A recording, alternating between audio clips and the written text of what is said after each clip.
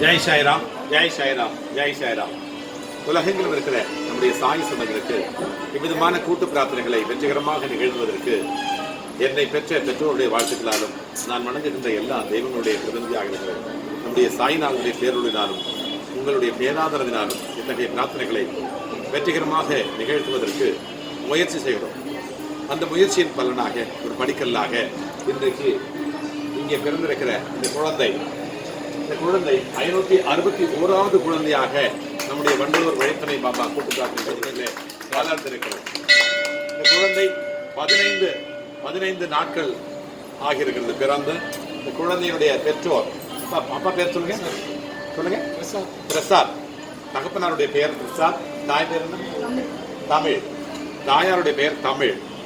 இந்த குழந்தைக்கு பெயரை என்ன பெயர் இருக்கிறாங்க? சாய் தென்றல் என்கின்ற பெயரை, அழகான பெயரை வைத்திருக்கிறார்கள்.